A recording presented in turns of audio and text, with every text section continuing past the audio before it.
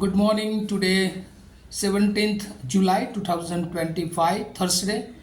Wisdom of word of God morning ડિવોશનમાં આપ સર્વનો આવકાર કરવામાં આવે છે અને પ્રેમી સલામ પાઠવવામાં આવે છે. આજે આપણે નીતિવચનોના પુસ્તકમાંથી એનો 13મો અધ્યાય અને એની 19મી કલમ પર ટૂંકું મનન કરવા માગીએ છીએ. પ્રોબ્સ ચેપ્ટર 13 વર્સ 19 અને પ્રભુનું વચન આપણને આ પ્રમાણે કહે છે: ઈચ્છાની તૃપ્તિ આત્માને મીઠી લાગે છે, પણ દુષ્ટતાથી દૂર થવું એ મૂર્ખોને માટે કંટાળારૂપ છે.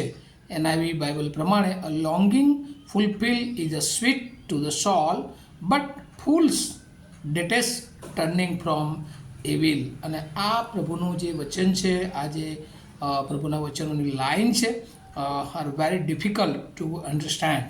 આ સમજવાને માટે ખરેખર બહુ મુશ્કેલી ભર્યું છે, કારણ કે એને સ્વીકારવું એટલું સહેલું નથી. કારણ કે દરેક માણસને પોતાની ઈચ્છા એ પૂરી થાય એ માટે એ પ્રયત્ન કરતા હોય છે. અને ત્યાં લખવામાં આવ્યું છે, ઈચ્છાની તૃપ્તિ આત્માને મીઠી લાગે છે. જ્યારે આપણા હૃદયમાં જે કંઈ ઈચ્છા હોય એ બધી પરિપૂર્ણ થાય ત્યારે એ આપણને સારી લાગે છે, મીઠી લાગે છે. પણ બીજી તરફ સુલેમાન નીતિવચનમાં એ પ્રમાણે કહે છે, પણ દુષ્ટતાથી દૂર થવું એ મૂર્ખોને માટે કંટાળારૂપ છે. આ શું કહેવા માગે છે? તો કહે છે કે ઈચ્છાની તૃપ્તિ કરીએ પણ દુષ્ટતાથી દૂર રહેવું નથી. બીજા અર્થમાં આપણે ઘણી બધી વાર જોઈએ છે કે આશીર્વાદ જોઈએ છે પણ આજ્ઞામાં રહેવું નથી.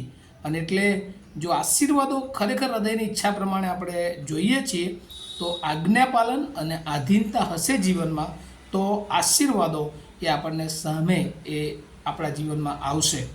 આપણે જો નીતિવચન એનો 13મો અધ્યાય અને 12મી કલમમાં અગાઉ પણ આપણે જોયું હતું કે ઈચ્છાનું ફળ એ જીવન વૃક્ષ સમાન છે. જ્યારે આપણે જે ઈચ્છીએ અને એ થાય ત્યારે એ બહુ મોટી બાબત આપણા જીવનને માટે ઉત્તેજન આપનારી હોય છે. સુલેમાનને ઈશ્વરે એની ઈચ્છા પ્રમાણે જે જ્ઞાન એને જોઈતું હતું એ આપ્યું. જૂના કરારમાં યાકૂબને માટે ઈશ્વરે જે એને જોઈતું હતું એ આપ્યું. ઇબ્રાહીમને માટે પણ જે જોઈતું હતું એ બધું જ આપ્યું. પણ બીજી તરફ જૂના કરારમાં આખાન જોઈએ છે કે એણે ચીટિંગ કરીને ખોટી રીતે મેળવી લીધું અને એનું જે હતું અને એના કુટુંબનો પણ નાશ થયો. એવા નવા કરારમાં કેટલા બધા કેરેક્ટર્સ આપણને જોવા મળે છે કે ઈચ્છાની વિરુદ્ધનું કોઈ પણ કામ, ઈશ્વરની ઈચ્છાની વિરુદ્ધનું કોઈ પણ કામ એ આપણને સફળતા આપતું નથી. સાઉલ રાજાની વાત આપણે જોઈએ તો ત્યાં પણ એ વાત છે કે સાઉલ રાજાને ઈશ્વરે અભિષિક્ત કર્યો, રાજા બનાવ્યો, પસંદ કર્યો. પણ જ્યાં સુધી એણે દેવની નજરમાં જે સારું હતું એ કર્યું અને પ્રભુ એને આશીર્વાદ આપ્યો. પણ જ્યારે એણે દેવની નજરમાં જે ભૂંડું હતું એ કરવાની શરૂઆત કરી અને દેવે એની પસંદગી કરી હતી, તેમ છતાં એને રાજા તરીકે નકાર્યો. અને આપણા જીવનમાં પણ પ્રભુ એ જ આશા રાખે છે કે આપણે ચોક્કસ આપણી ઈચ્છાનું ફળ મળે, પણ સાથે સાથે આપણા જીવનમાં ઈશ્વરની ઈચ્છાની વિરુદ્ધ જે દુષ્ટતા છે, કારણ કે દુષ્ટતા એ મૂર્ખોને કંટાળરૂપ છે, પણ જે લોકો ઈશ્વરના બાળકો છે એને તો ઈશ્વરની આધીનતા, ઈશ્વરની શિસ્ત, ઈશ્વરની પવિત્રતા અને ઈશ્વરના જે ગુણો છે એ એના જીવનમાં સતત એ વૃદ્ધિ પામતા હોવા જોઈએ. કારણ કે આપણે જોઈએ છીએ કે જો આપણે અજવાળામાં હોઈએ છીએ તો અજવાળાને અંધારાના સાથે શું સંબંધ હોઈ શકે?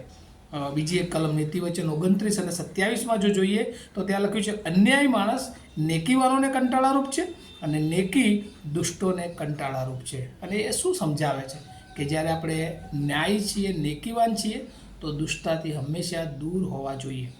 કારણ કે એક નાવમાં પગ રાખીએ અને બેસી જઈએ તો સામે કિનારે જવાય, પણ એક જ માણસ હોય અને બે નાવમાં પગ રાખીને જો કિનારા તરફ જવા થાય તો એ શક્ય નથી. કારણ કે બંને નાવોના માર્ગ એ અલગ અલગ હોય છે. અને એ જ રીતે દુષ્ટતાનો માર્ગ એ નાશ તરફ છે, નેકીવાનનો માર્ગ એ અનંત જીવન તરફ છે. એટલે આપણે જે કંઈ કામ કરીએ, સેવા કરીએ, જે બધી બાબતો હોય, પણ એ બધામાં આપણે યાદ રાખીએ કે આપણે ઈશ્વરના બાળકો છે. આપણો માર્ગ એ ન્યાય અને નેકીનો માર્ગ છે.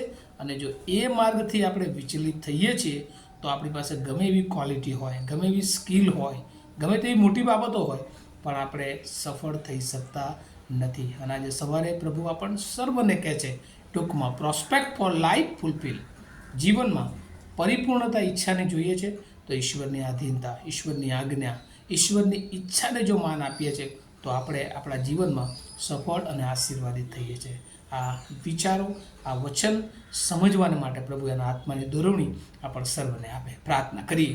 અમારા જીવંત અને દયાળુ ઈશ્વર, આજે સવારે આભાર માનીએ છીએ પ્રભુ. અમે અમારી ઈચ્છા પ્રમાણે ફળ મેળવવાને માટે, આશીર્વાદો મેળવવાને માટે તૈયાર હોય છે, પણ અમારા જીવનમાં જે રહેલી દુષ્ટતા છે પ્રભુ, એને અમે છોડી મૂકતા નથી. અને એટલે ઘણી બધી વાર પ્રભુ તમે અમારા માટે સારી ઈચ્છા રાખો છો, પણ એને અમે તૃપ્ત કરી શકતા નથી. ત્યારે આજે સવારે અમારા જીવનો પ્રભુ તમારી સમક્ષતામાં લાવીએ છીએ, અને જેવા લવો વચન સાંભળે છે એ બધાને પ્રભુ સમર્પિત જીવન સાથે, આધીનતાવાળા જીવન સાથે, આજ્ઞા પાલનના જીવન સાથે પ્રભુ એમના હૃદયની બધી જ ઈચ્છાઓ તમે પરિપૂર્ણ કરતા જાઓ એવી પ્રાર્થના ઈસુ પ્રભુના નામમાં સાંભળો, તેનો સ્વીકાર કરો.